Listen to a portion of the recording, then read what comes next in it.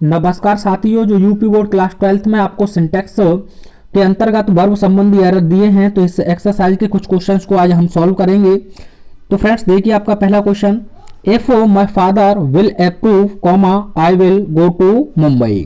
तो आप देख खड़े होंगे जिन कंडीशनल सेंटेंस को कि जिन दोनों हिंदी वाक्यों के अंत में गा गी गे देखने को मिले आपको, तो एक जो इफ क्लॉज वाला आपका सेंटेंस होता है, यानी यदि वाला या अगर वाला, उसे हम प्रेजेंट इंडेफिनिट में बनाते हैं। तो आप एक एडवांस रूल के तरह लिख सकते हैं कि यदि आपको इफ देखने को मिले और व्हेन देखने को मिले, ये दोनों जो क्लॉज हैं इनमें आपको कभी भी गलती से विल या ऑब्लिक सेल का यूज नहीं करना है।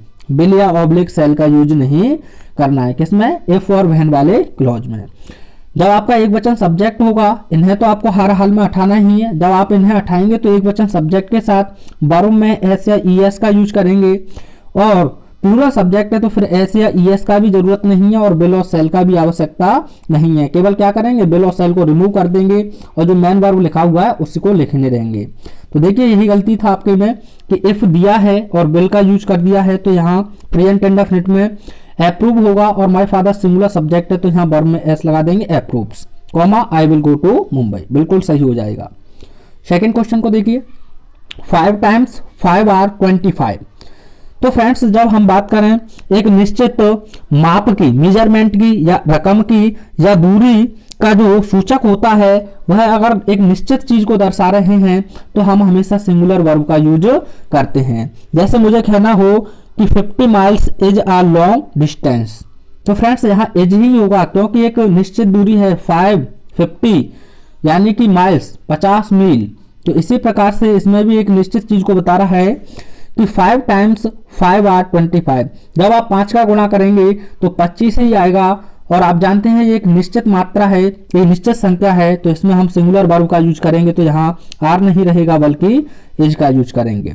5 times 5 is 25। अगला क्वेश्चन देखिए, the patient died before the doctor came. तो आप पढ़े होंगे बिफोर और आफ्टर, बिफोर और आफ्टर। बिफोर के जो पहले वाला सेंटेंस होगा वह पास्ट परफेक्ट होगा, अर्थात हैड प्लस बी3 का यूज करना होगा। किसका यूज करना होगा फ्रेंड्स? हैड प्लस बी3 का। और जबकि बिफोर वाले में सेकंड में पास्ट इंडेफिनिट में रहेगा, अर्थात सेकंड फॉर्म का यूज करेंगे।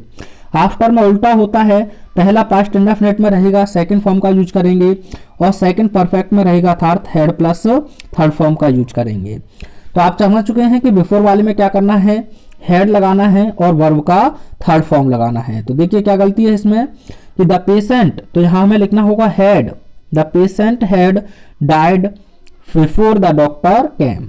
अगर यह आफ्टर से होता तो यहाँ हमारा जैसे हो जाता, the patient died after the doctor had come.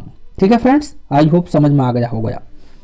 अगला क्वेश्चन है, she has slept for 8 hours last night, यानी कि वह अंतिम रात्रि 8 घंटे तक सोई थी।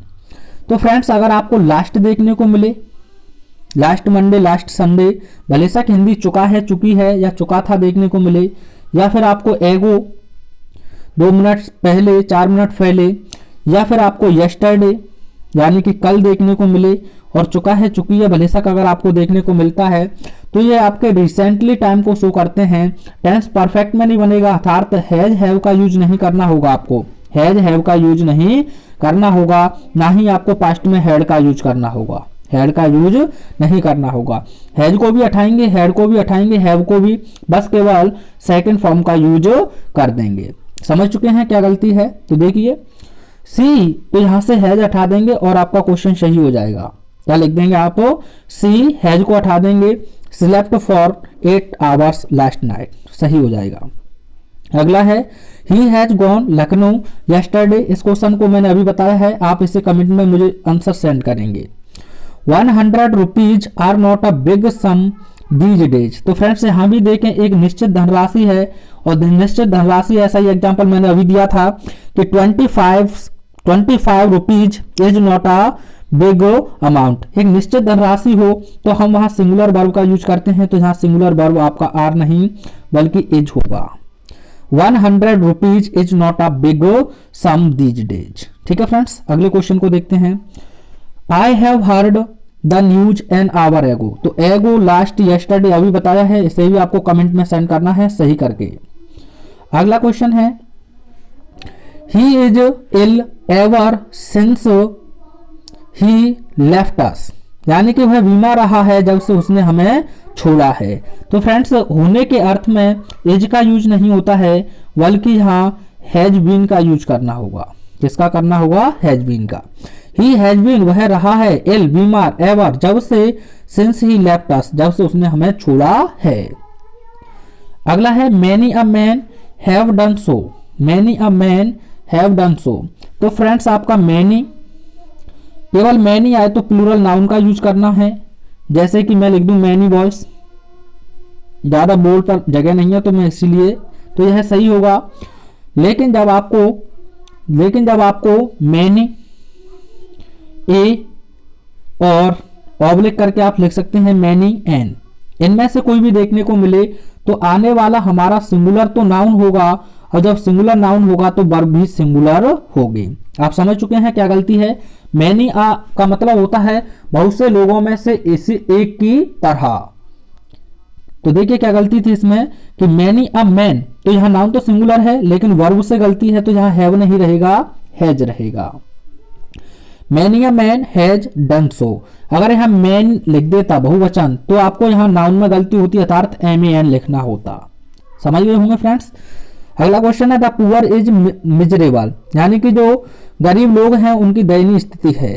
तो फ्रेंड्स वैसे भी किसी भी एडजेक्टिव से पहले हम आर्टिकल दा का यूज नहीं करते हैं। अगर आर्टिकल दा का यूज करते हैं किसी एडजेक्टिव से पहले तो वह पूरी जाति या समूह का बोध कराती है। जैसे मैंने कहा द पुअर, तो फ्रेंड्स वैसे तो यह गलत होगा, लेकिन अब एडजेक्टिव से पहले आपने ऐसे सब्जेक्ट बना लिया है या ऑब्जेक्ट बना लिया है तो यह प्लूरल रहेगा, अर्थात जितने भी दुनिया में गरीब लोग हैं उन्हें दर्शाएगा। ऐसे द रिच हो गया, द ब्लाइंड हो गया, द इंटेलिजेंट हो गया, तो इसमें प्लूरल होता है तो प्लूरल हमें वर्ब चाहिए, तो यहां प्लूरल वर्ब लिख देंगे आर। अगला क्वेश्चन है Sohan as well as his parents were there, यानी कि सोअन के साथ ही साथ उसके पिता भी वहां थे। आप देखेंगे कि हिज पेरेंट्स बहुवचन है तो वर्ब सही है, लेकिन फ्रेंड्स आपको ध्यान रखना है कि जो प्रीपोजिशन होते हैं या प्रीपोजिशनल फ्रेज होते हैं, जैसे विद हो गया, ऑफ हो गया है, अलोंग विद हो गया, लाइक हो गया, बट भी हो गया और बिसाइड हो गया, तो ये भी सब प्रपोजिशन होते हैं। बट भी प्रपोजिशन होता है फ्रेंड्स, ये मेरा सोचना कि कंजक्शन होता है। तो जब प्रपोजिशन होते हैं ये, तो हमारा आने वाले सब्जेक्ट के अकॉर्डिंग वर्ब लगाया जाता है और यह हमारा प्रपोजिशन होता है और ये प्रपोजिशनल ऑब्जेक्ट। तो सोअन सिंगुलर है तो यहाँ आपको सिंगुलर वर्ब की जगह पर वॉज लिख देना होगा। Sohan as well as his parents was there, अर्थात यहाँ वॉज सोअन के अकॉर्डिंग आएगा। अगला क्वेश्चन है ही और आई इज गुल्टी। तो फ्रेंड्स आप 2 से 31 का नियम पढ़े हैं, लेकिन और से आपका जुड़ता है तो जो नजदीक का सब्जेक्ट होता है उसी के अकॉर्डिंग वर्ब आती है, तो आई के अकॉर्डिंग क्या आना चाहिए फ्रेंड्स? एम। ही और आई, तो यहाँ हो जाएगा ही और आई एम गुल्टी, बिल्कुल करेक्ट होगा। अगले क्वेश्चन को देखिए every book and every pen were lost. Every के साथ आपको सिंगुलर ही नाउन रखना होता है और ईच के बाद भी आपको सिंगुलर ही नाउन रखना होता है। जब सिंगुलर नाउन होगा भले तक एंड से जोड़ दें फिर भी हमारा वर्ब सिंगुलर फॉर्म में यूज किया जाता है। तो सिंगुलर फॉर्म में वर्ब क्या यूज होगा फ्रेंड्स? वर्ब की जगह पर वॉज हो जाएगा। चिंता ना करें, आपके लिए कॉम्पिटिटिव एग्जाम की तैयारी के लिए मैं आगे बहुत अच्छी तैयारी कराने जा रहा हूं। अगला क्वेश्चन है the horse and carriage are waiting. तो फ्रेंड्स जब एक ही रूप में प्रयोग कर लिए जाएं, जैसे आपको कहना हो कि curry and rice is my favourite food, curry and rice is my favourite food, जब ये एक ही चीज में यूज किए जाएं तो इनके साथ सिंगुलर वर्ब का यूज करना होता है।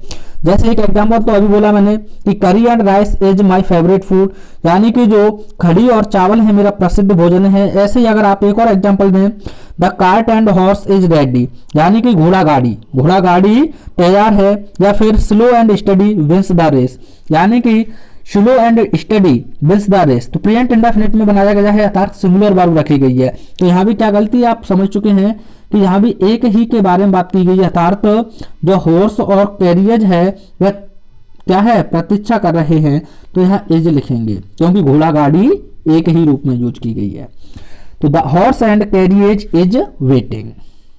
अगला क्वेश्चन देखिए, आइदर राम और सोवन हैव स्टोलन योर बुक। तो फ्रेंड्स और के नजदीक वाले सब्जेक्ट के अकॉर्डिंगली आपको वर्ब लगाना होता है। तो सोवन सिंगुलर है तो यहाँ हैव का यूज नहीं होगा बल्कि हैज का होगा। यदि आपको नाइदर नॉर से भी देखने को मिले तब भी यहाँ आप पहले सब्जेक्ट के अकॉर्डिंग ही वर्ब लगाएंगे। तो सोवन सिंगुलर है तो हैज हो जाएगा। अगला क्वेश्चन है, the school was closed since yesterday. कल की बात कर रहा है यानी कि विद्यालय कल से ही बंद था। तो आप चाहें तो इसे रहा था सिंस दिया है तो आप यहां चाहें तो हैड बीन का यूज कर सकते हैं, रहा था had been. The school had been closed since yesterday, या फिर आप एक ही काम करें, यस्टरडे आया है तो केवल वॉज हटा दें और क्लोज लिख दें, ठीक हो जाएगा बिल्कुल सही। चलिए अगले क्वेश्चन को देखते हैं। The manager and secretary are in the office.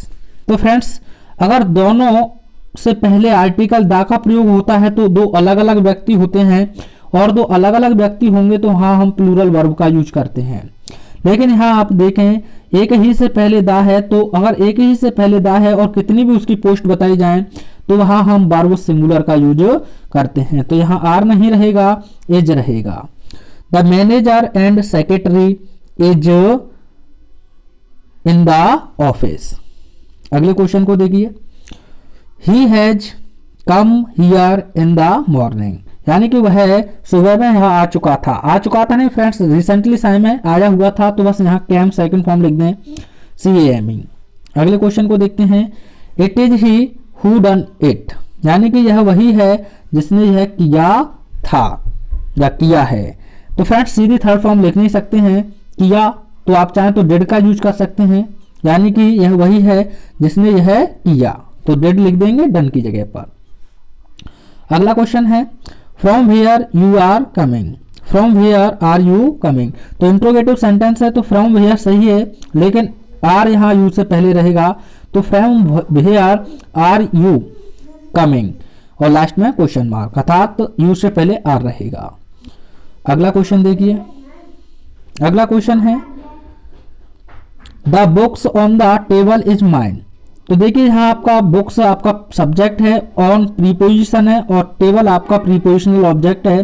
तो जो वर्ब आएगा बुक्स के अकॉर्डिंग आएगा, तो यहाँ इज नहीं आर रहेगा। The books on the table are mine, यानी कि मेज पर जो किताबें हैं मेरी हैं।